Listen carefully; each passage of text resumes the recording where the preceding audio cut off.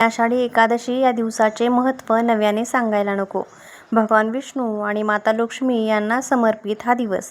या दिवशी अनेक सेवा आणि उपाय केले जातात. त्यातीलच काही गोष्टी आज आपण बघणार आहोत. लक्षात घ्या, तुम्हाला वर्षभर एकादशीचा उपवास करायला जमत नसेल तर आषाढी एकादशीचा उपवास अवश्य करा. कारण संपूर्ण 12 एकादशींचे पुण्य आषाढी एकादशीचा उपवास केल्याने मिळते.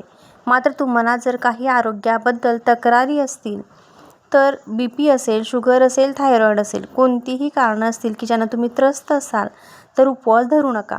मात्र भाताचे सेवन करू नका आणि कांदा लसूण विरहित जे काही अन्न घ्याल ते घ्या. सात्विक आहार घ्या.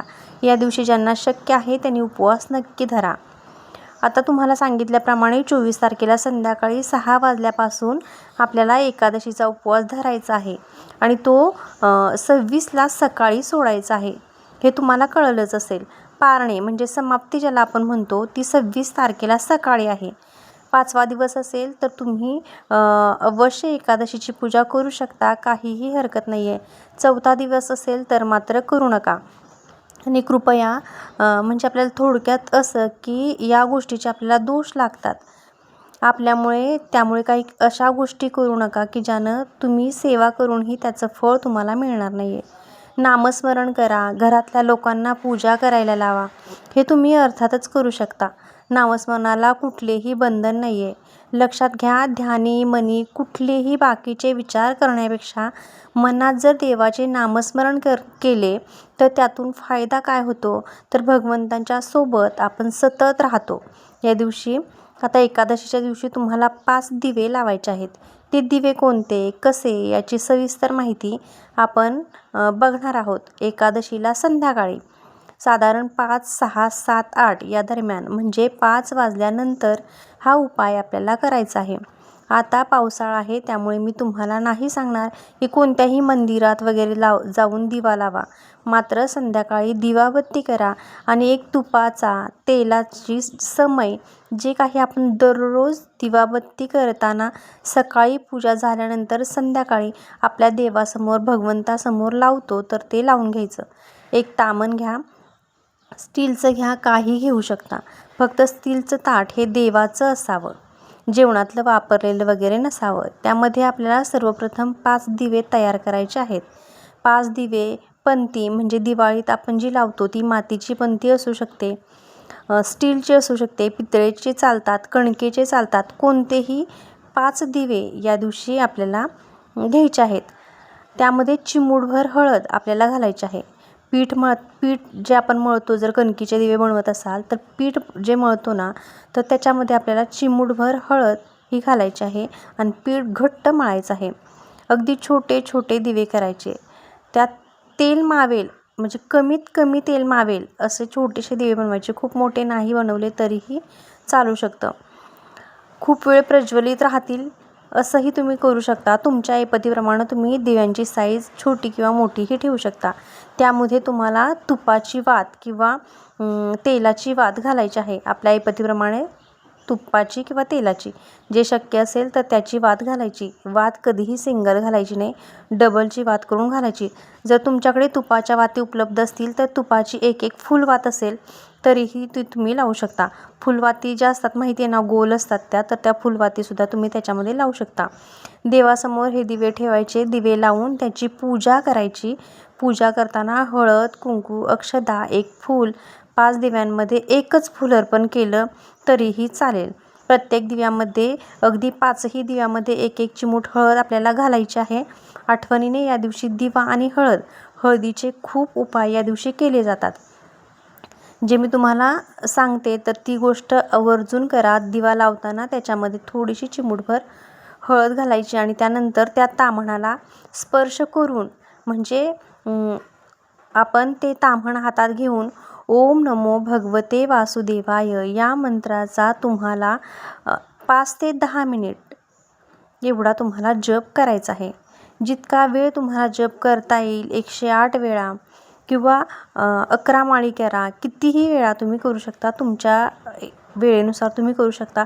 108 वेळा 1 माळ केला तरीही चालेल. किंवा तुम्ही 11 माळी केल्या तरीही चालू शकतो. ओम नमो भगवते वासुदेवाय या मंत्राचा आपल्याला ताट हातात घेऊन जप करायचा आहे. 2-3 मिनिट जरी केला तरीही चालेल आणि देवाजवळ आपल्याला प्रार्थना करायची आहे की माझ्या घरातला अंधकार, माझ्या आयुष्यातला अंधकार, माझ्या मुलांच्या मधला जो काही त्रास आहे, मुलांना होणारा त्रास आहे, पतीला सगळ्या कामात यश मिळावं, आरोग्य, सुख, संपत्ती जे तुम्हाला हवं आहे ते सगळं काही मागून, जे काही आत्तापर्यंत चुकलं असेल त्याच्याबद्दल क्षमा मागून, सगळ्यांबद्दल चांगलं बोलून हे जे दिवे आहेत त्याची पूजा करून घ्यायची आहे. म्हणजे पूजा झाल्यावर आपल्याला हे बोलायचं आहे. आता हे जे दिवे आहेत तर ते देवापाशी लावायचे आहेत. त्यातील एक दिवा किचनवर लावायचा. किचनवर दिवा लावताना काळजी घ्यायची, रेग्युलेटर बंद ठेवायचा, गॅस बंद ठेवायचा आणि त्याच्यानंतरच आपल्याला एक दिवा किचनवरती ठेवायचा आहे. प्रत्येक दिव्याखाली थोडेसे तांदूळ ठेवायचे किंवा फुलांच्या पाकळ्या ठेवल्या तरी चालेल, त्याचं आसन द्यायचं. डायरेक्ट दिवे ठेवायचे नाही आहेत. पहिला दिवा देवापाशी, दुसरा दिवा किचनपाशी म्हणजे स्वयंपाकघराच्या कट्ट्यावर जिथं आपण जेवण करतो तिथं. त्याच्यानंतर जिथं आपण पाणी भरून ठेवतो ना, तो माठ किंवा पिंप असेल, कळशी असेल, जे काही असेल तर त्या भरलेल्या भांड्यापाशी एक दिवा आपल्याला लावायचा आहे. त्याच्यानंतर एक दिवा तुळशीला आपण लावायचा आहे. एक दिवा मुख्य दरवाजाच्या बाहेर लावायचा आहे. आपल्याला उजव्या हाताला म्हणजे जो आपला मेन डोअर असेल, मुख्य दरवाजा असेल, त्याच्या आपल्या उजव्या हाताला हा दिवा एक ठेवून द्यायचा आहे. असे 5 दिवे आपल्याला घरात लावायचे आहेत. हे 5ही दिवे लावून झाल्यानंतर आपल्याला पुन्हा देवापाशी बसायचं आहे आणि काय करायचं आहे तर व्यंकटेश स्तोत्र एकदा म्हणायचं आहे, श्री सूक्त एकदा म्हणायचं आहे आणि विष्णू सहस्त्रनाम किंवा विष्णू सहस्त्रनामावली या दोन्हीपैकी एक काहीतरी आपल्याला म्हणायचं आहे. आता त्यातलं तुम्हाला तिन्हीही शक्य असेल तर तिन्ही म्हणा, नाही जमलं तर फक्त व्यंकटेश स्तोत्र आणि श्रीसूक्त म्हणा. मग त्यानंतर एक माळ घ्यायची आणि ओम नमो भगवते वासुदेवाय या मंत्राची देवासमोर बसायचं किंवा एखाद्या मंदिरात जाऊन बसायचं आणि त्याचा 108 वेळा आपल्याला जप करायचा. त्यांच्यासमोर बसून प्रार्थना केली तरीही चालेल.